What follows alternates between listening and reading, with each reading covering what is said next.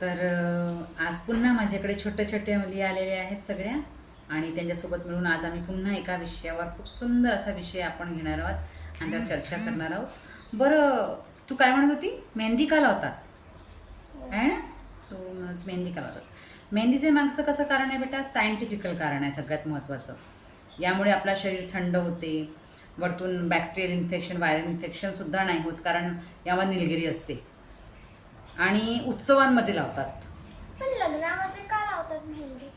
भरपूर लोक येतात ना तिथे, आणि त्यामुळे तिथे कसं बॅक्टेरियल किंवा व्हायरल इन्फेक्शन होण्याची शक्यता असू शकते. आणि हे याच्यामुळे एक पॉझिटिव्ह सकारात्मक ऊर्जा पण येते. आणि त्यामुळे अगं, तू उत्सव म्हटलं त्यावरून तुला आठवते का गं? हा? तू कधी काही केलंय का उत्सवात? हा, मी गणेशोत्सवाबद्दल भाषण दिलं होतं लहानपणी. हो का? कसं काय प्रकारे, म्हणजे काय होतं? गणेशोत्सव का करतात माहिती आहे का तुला? हा मी सांगू? हा सांग. पहिले ही लहान होती त्यावेळेस हिचं ऐकूया आपण. हिने काय भाषण दिलं होतं सांग बरं बेटा तू पहिले. मी उत्सवाची स्टार्ट कशी झाली ब्रिटिश काळामध्ये, अच्छा. आणि ब्रिटिश संस्कृतीला खाली घालवण्यासाठी आणि हिंदू संस्कृतीवर आणण्यासाठी काही लोकांनी हिंदू उत्सव जास्त प्रमाणात उत्साहाने साजरे करायला सुरू केलेले. अच्छा अच्छा, अशा प्रकारचं भाषण दिलं होतं. हां. बरं, तू सांगा तुझी काय आहे या बाबतीत. ताकी आपण ब्रिटिशांना इंडियामधनं घालवायसाठी आपल्या भारतामधनं जे टिळक होते ना, त्यांनी लोकमान्य टिळक का? हां. अच्छा अच्छा. त्यांनी गणेश उत्सवला सुरुवात केली ताकी सारे लोक आपले आपले जे आयडियाज होते ना ते एकमेकांसोबत शेअर करू शकतो अच्छा, अच्छा. आणि हां, छान, मोठा छान. उत्सव होईल. आणि मग त्यामुळे आपण इंग्रजांना कशा प्रकारे आपल्या देशाच्या बाहेर घालवू शकू व आपलं स्वराज्य आपल्याला कारण कशा प्रकारे मिळवेल. कारण लोकमान्य टिळकांचं काय होतं स्लोगन? अम,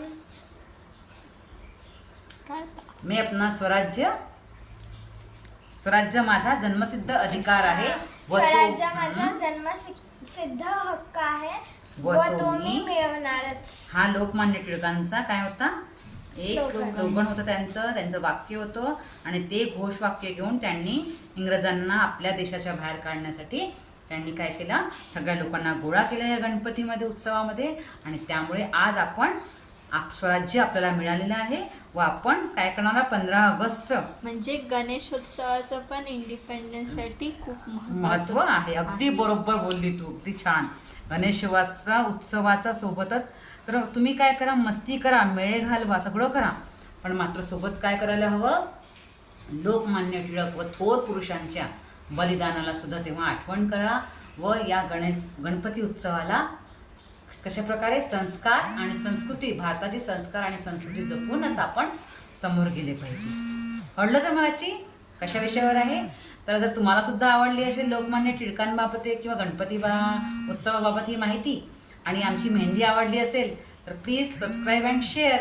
थँक्यू.